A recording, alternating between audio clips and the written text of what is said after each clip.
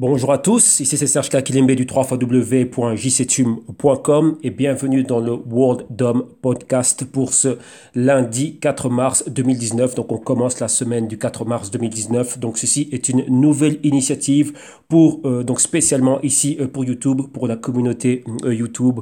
Donc là, on sait bien que c'est moi, Serge Kakilembe du JCTweam Ltd, donc notre boîte de recherche, donc d'analyse et de recherche, dont je suis le fondateur et le directeur de recherche principal ainsi que senior consultant. Et donc ici, ce qu'on va faire, chaque semaine, on va avoir un World Dom. Donc c'est dire quoi? C'est un World Domination, donc vraiment dominer l'information, parce que grâce à l'information, on a un temps d'avance. Et ici, on va le faire sous forme de podcast. Donc là, c'est les thèmes.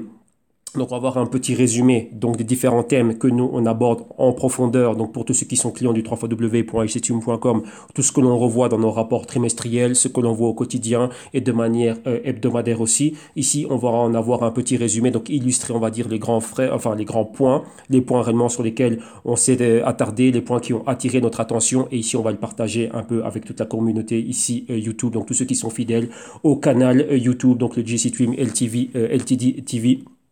Et donc voilà, bien évidemment, vous ne devez pas prendre ceci comme une incitation à trader ou investir. Ce n'est pas des conseils financiers ni des incitations pour tout ce qui est trading et investissement. Donc rien de tout cela. Ceci, c'est juste de l'information. On partage de l'information ici. On est en train de débattre des points de l'actualité. Et ici, bien évidemment, c'est tout ce qui concerne les cryptos et tout ce qui est blockchain. Donc là, voilà. Donc en gros, n'oubliez jamais que l'information est clé. Et en ayant la bonne information, en sachant réellement comment la miner, en sachant comment la quantifier et comment la travailler, et bien ici, on peut avoir accès à des opportunités.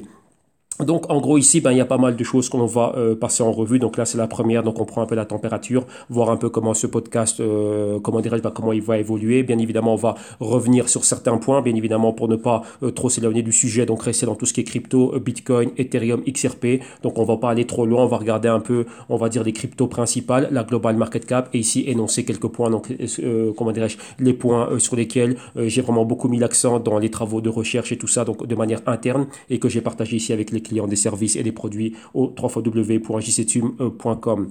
Donc, dans un premier temps, on a la market cap. Donc, lorsqu'on regarde un peu ici tout ce qui est market cap crypto, donc j'ai des graphiques sous les yeux.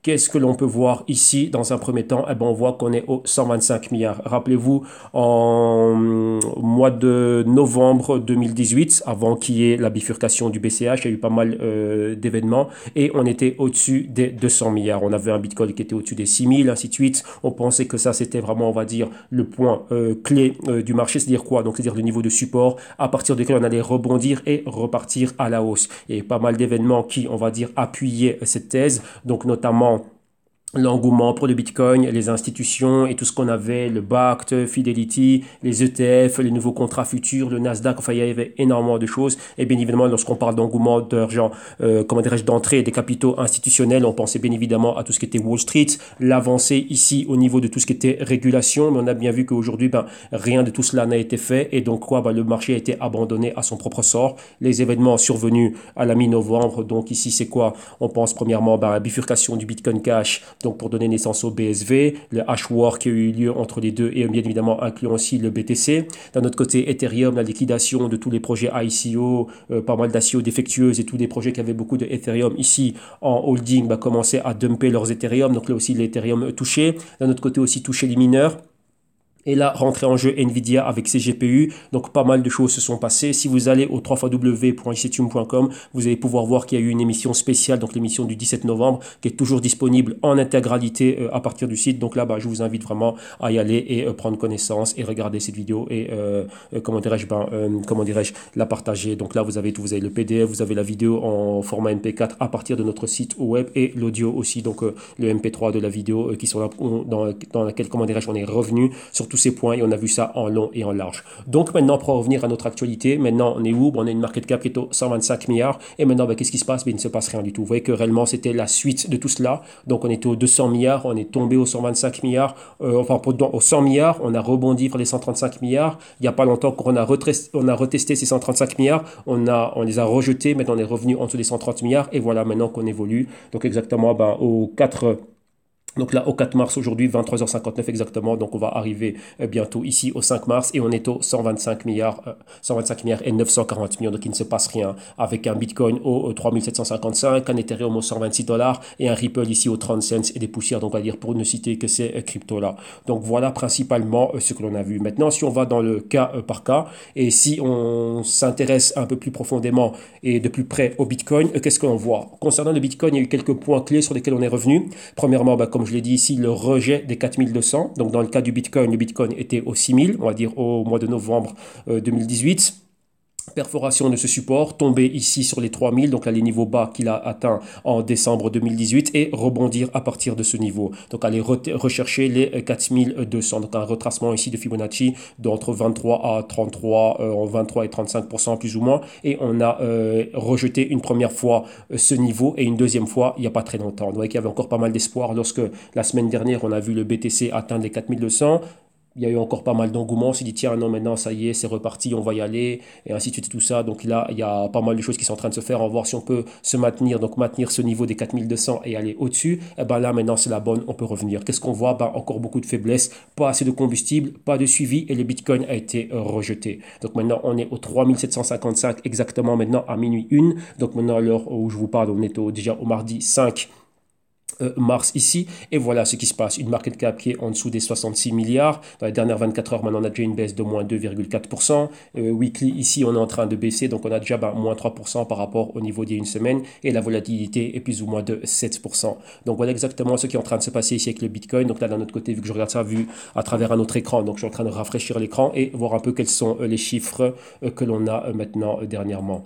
Alors maintenant, d'un autre côté, quand on continue, qu'est-ce que l'on peut voir encore une fois? On a le capital. Donc là, quand on parle de capitaux, mais de capitaux ici d'institutions, et concernant le Bitcoin particulièrement, on ne voit pas ce capital qui est en train d'aller directement dans l'actif sous-jacent, c'est-à-dire quoi, dans le BTC lui-même. Mais plutôt, qu'est-ce qu'on voit? On voit que dans pas mal de choses aussi que nous on a suivies, que nous étions en train d'étudier et sur lesquelles on a porté nos investigations, on voit que le capital est toujours en train d'être injecté dans l'infrastructure. Donc là, c'est quoi? Donc là, lorsqu'on regarde on va dire, les hedge funds sont en attente, mais lorsqu'on regarde les venture capitalistes, donc tous ceux qui sont les VC, eux, qu'est-ce qu'on voit? Donc les VC, ils sont en train d'injecter des capitaux dans tout ce qui est en satellite au BTC et satellite au crypto principalement. Qu'est-ce que l'on voit? Enfin, au BTC principalement. On voit qu'ils sont en train de mettre de l'argent dans des solutions de sauvegarde, des solutions d'assurance, des solutions de quoi? De meilleurs exchanges, vous voyez ce genre de choses. Donc là, on voit que le capital plutôt continue à être déployé là. Vous voyez encore Coinbase dernièrement encore fait une levée de fonds quand même assez importante. C'était l'année dernière et il y a pas mal de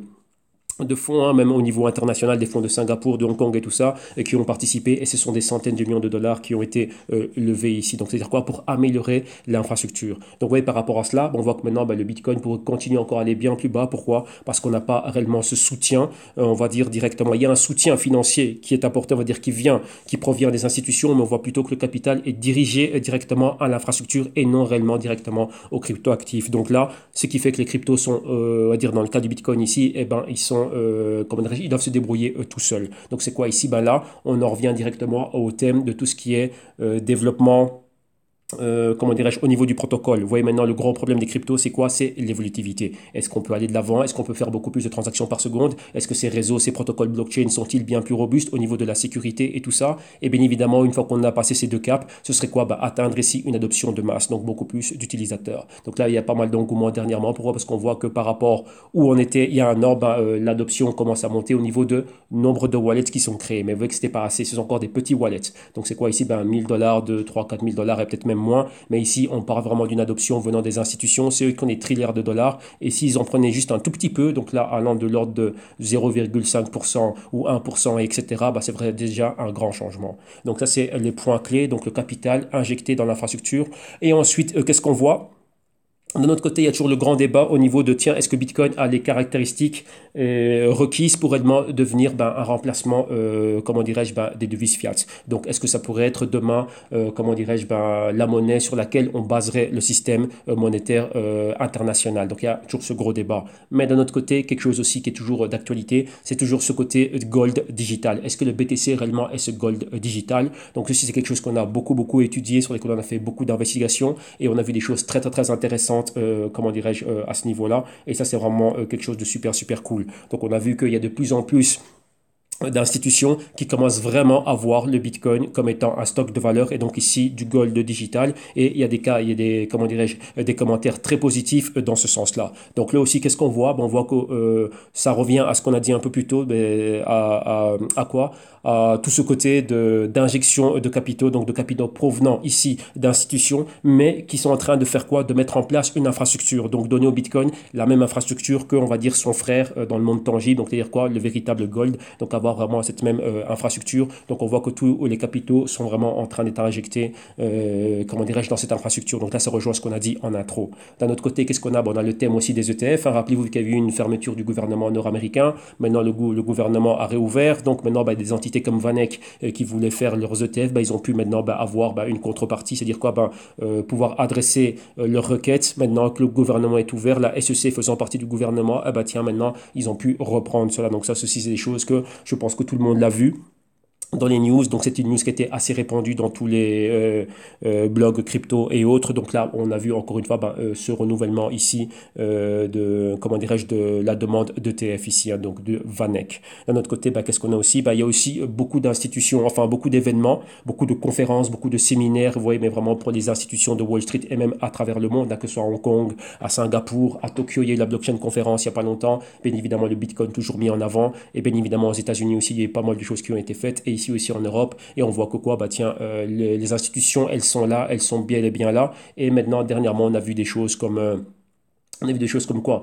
Comme Samsung maintenant qui lance un téléphone qui va commencer à supporter les cryptos. On a eu le Finney aussi qui a sorti, ils ont sorti leur téléphone, enfin c'était fin décembre et maintenant aussi. On a Pundix aussi qui a lancé son nouveau téléphone avec pas mal de choses ici, intégrant des wallets et tout ça. Et bien évidemment, si on doit parler des institutions, des grandes news aussi, Facebook aussi qui commencerait aussi à avoir des projets pour avoir un Facebook coin. Et dernièrement, on a vu quoi? Le JPM coin donc le stablecoin ici de JP Morgan. Donc on voit aussi que les stablecoins sont en train de faire beaucoup de bruit. Il y en a de plus en plus et ça aussi c'est quelque chose qu'on a étudié en long et en large et on a vu qu'il y avait des choses très intéressantes aussi qui étaient faites à ce niveau-là. Donc ça c'est vraiment tout ce qui concerne on va dire le Bitcoin dans un premier temps, si on devrait vraiment se focaliser sur lui. Mais ouais, que malgré tout ce qu'on voit, tout ce qui est en train de se passer, il était très difficile pour le Bitcoin de maintenir les 4200 et on voit qu'ici, tiens, il est en dessous des 4000. Pour le moment, là, on est à 1,93% à la baisse, donc 1,93 et on est aux 3700 exactement maintenant. Donc là, lorsque je regarde mes graphiques ici, et donc là, on continue à être baissier.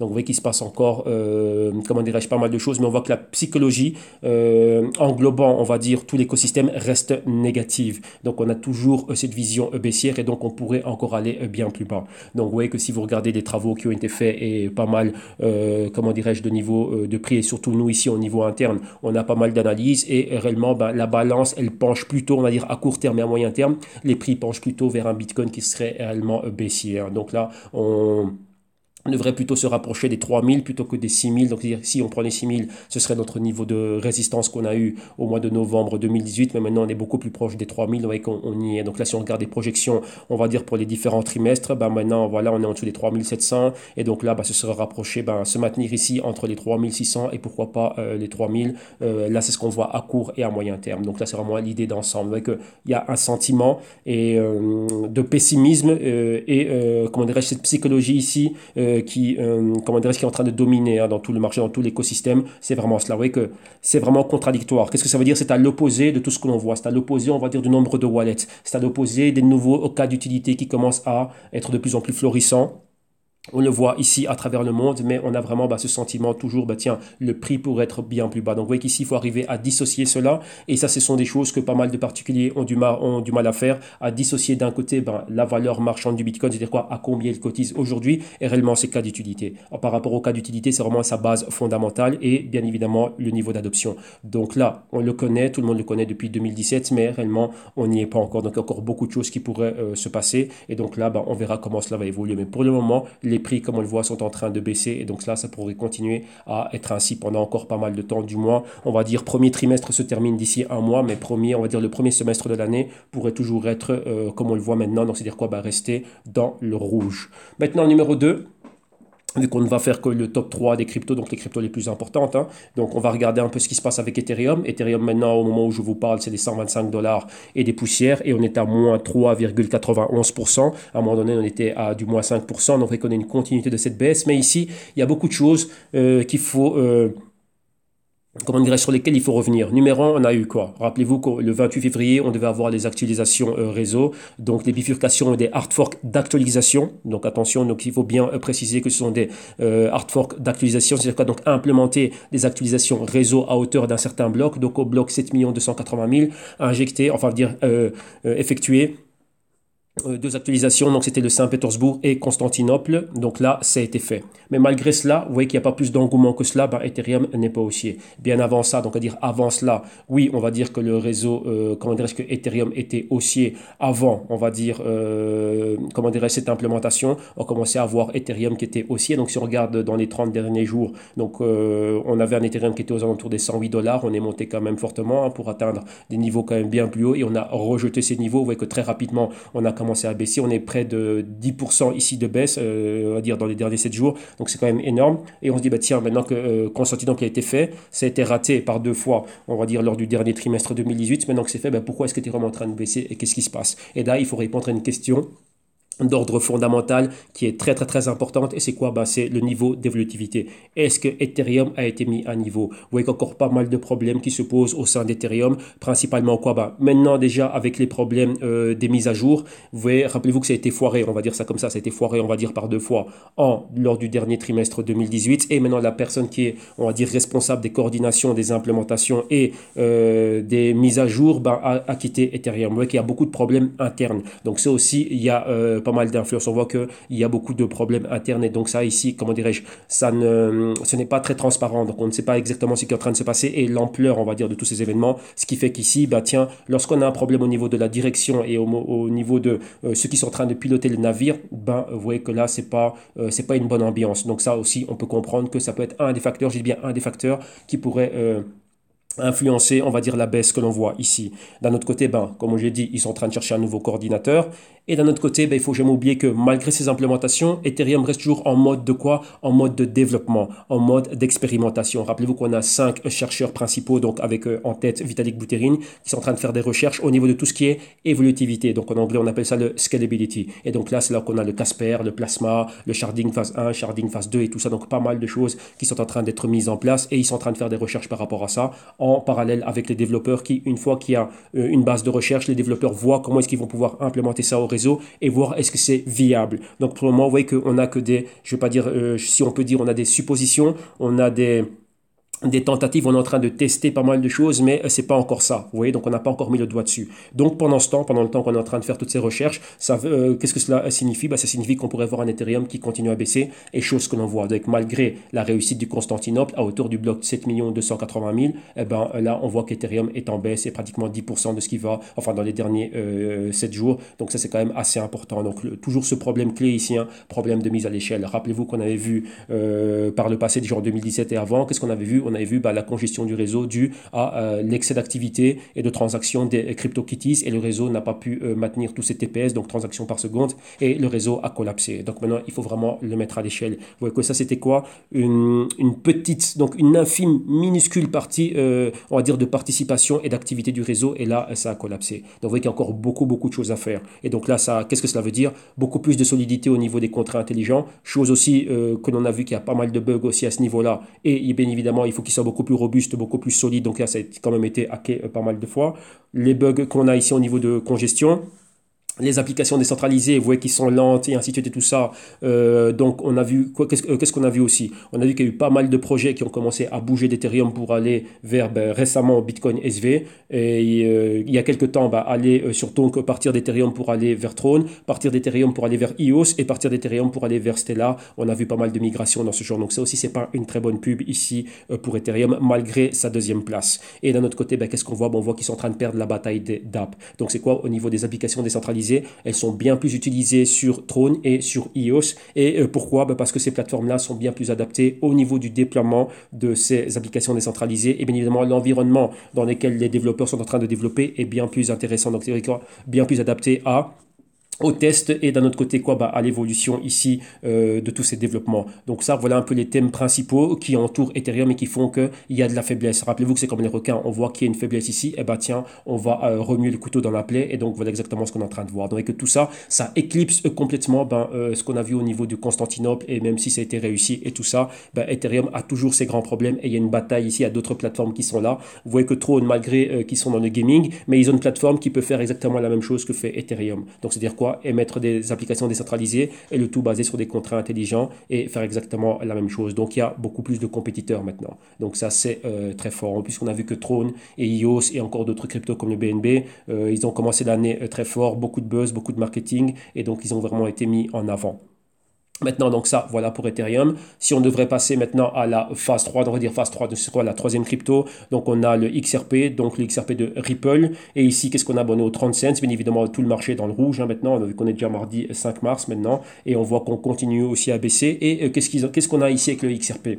Réellement, XRP, si on doit commencer à penser à la situation du XRP, qu'est-ce qu'on voit? La grande news, je pense que vous tous, vous l'avez vu dernièrement, c'est quoi? C'est XRP maintenant listé sur Coinbase. Rappelez-vous qu'il y avait beaucoup de problèmes avant parce qu'on parlait d'un XRP qui était centralisé et qui ne passait pas les prérequis pour être listé sur Coinbase. Donc, étant ne pas être une sécurité, que les nœuds soient répartis dans l'écosystème, qui est quoi ici, que la compagnie n'ait pas X pourcentage, on va dire, de holding des jetons. Donc, il y avait pas mal de choses, comment dirais-je que XRP, on voyait que c'était négatif pour eux, mais maintenant, enfin, ils ont été listés. Donc, c'est quand même une grande news. Coinbase, c'est vraiment le plus grand exchange qu'on a aux États-Unis. Mais quoi? Vous voyez, comme Ethereum, avec le lancement de Constantinople, rien du tout ici. Vous voyez que rien de réellement extra. Et qu'est-ce qu'on a vu? Le prix continuait à baisser. Malgré, d'un autre côté, une croissance mondiale, ouvrir des nouveaux bureaux au Moyen-Orient, dans les régions asiatiques, avoir de plus en plus de partenaires. Mais rappelez-vous que eux, ils ont 3 produits. Donc le produit XVIA, le produit XCurrent et le produit XRapid.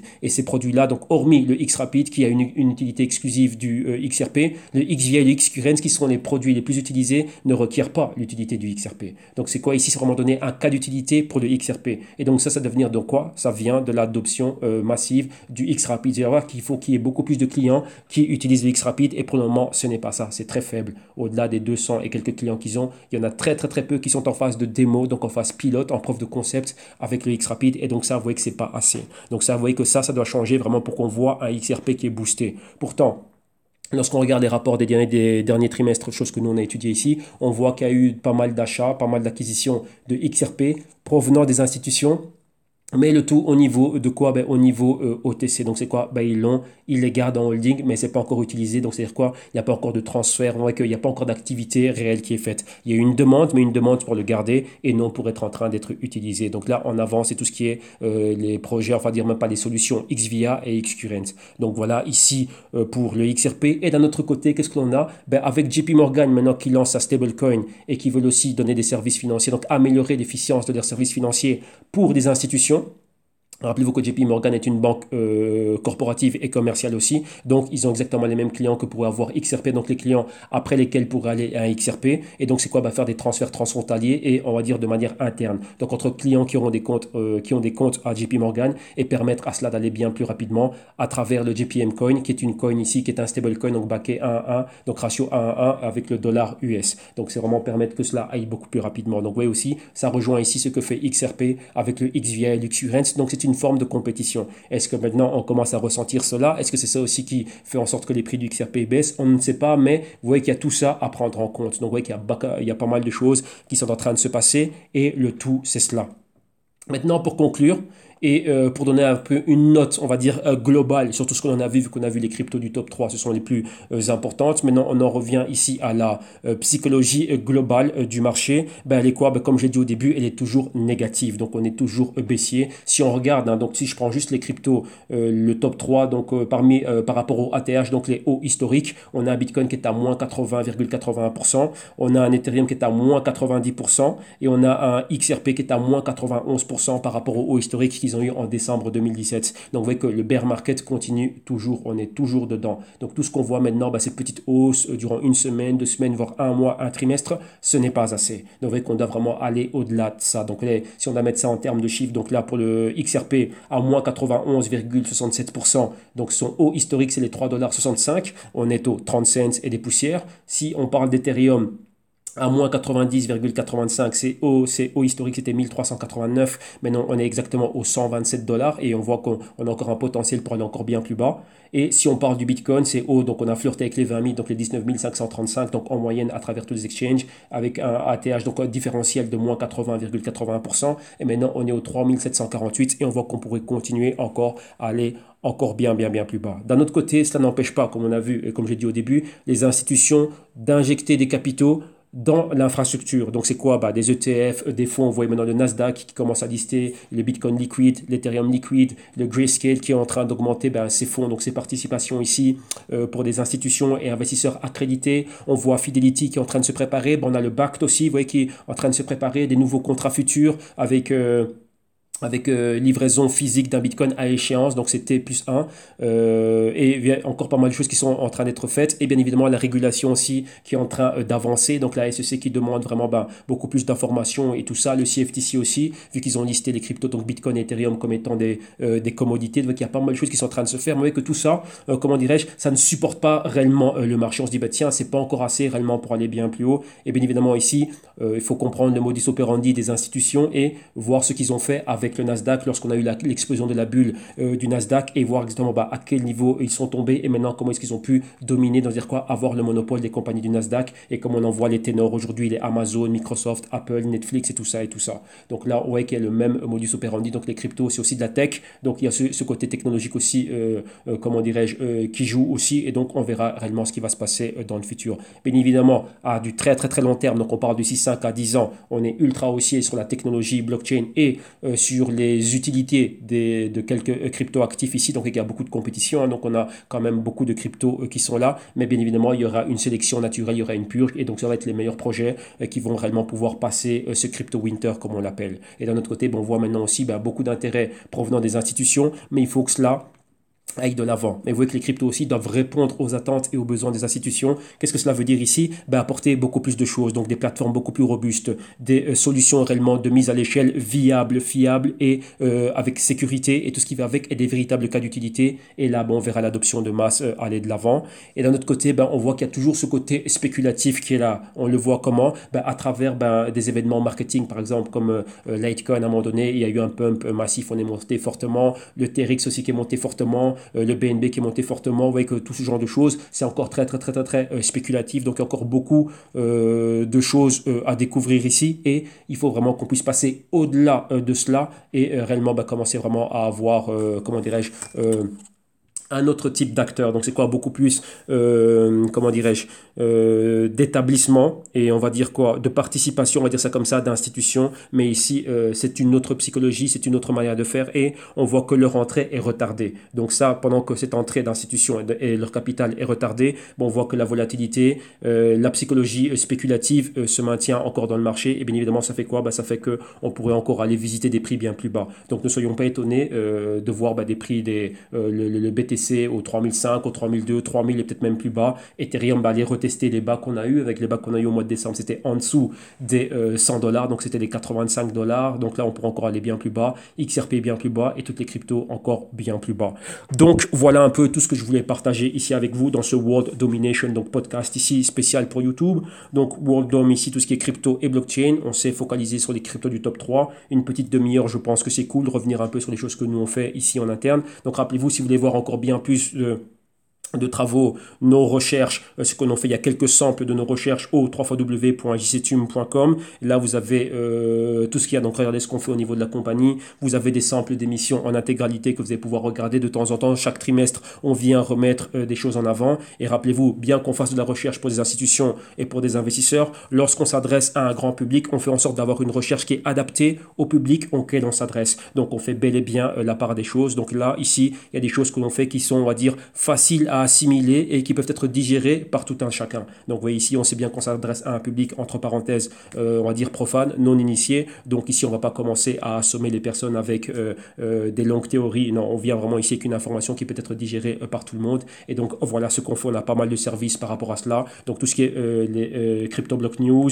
pour ceux qui veulent en apprendre un peu plus, on a les vidéos modules, donc là pour apprendre cela. Et pour ceux qui veulent vraiment avoir des one-on-one, on a pas mal de solutions de consulting aussi qui sont mises sur pied. On a des rapports trimestriels aussi et on a des travaux bien plus, comment on a toute une sorte de système et des produits qui sont vraiment faits, on peut dire ça comme ça, c'est comme si on vous faisait un costard sur mesure. Donc, par rapport à vos besoins, ben, vous nous contactez et là, on vient avec le produit et le service adéquat pour vous. Donc, voilà. Donc là, on a déjà notre petite demi-heure. Donc là, c'était une première ici. Donc, voilà exactement ben, la nouvelle initiative venant de nous. Donc là, pour être toujours en contact ici de la communauté YouTube. Donc, voilà ce qui est fait. Premier World Dome, épisode numéro 1. Eh ben, on reviendra la semaine prochaine ou de temps en temps, lorsque j'ai, on va dire, une petite demi-heure, il y a pas mal de choses qui ont été faites, on viendra les partager ici avec vous. Rappelez-vous ceci, ce ne sont pas des conseils d'investissement ni des incitations à trader ou investir, c'est à vous à faire vos recherches et vos investigations. Donc un grand merci à tous, un grand merci à toute la communauté, toute l'audience ici YouTube, donc du canal JC Twim LTD TV, et rendez-vous à la prochaine, une excellente semaine à tous, bye bye.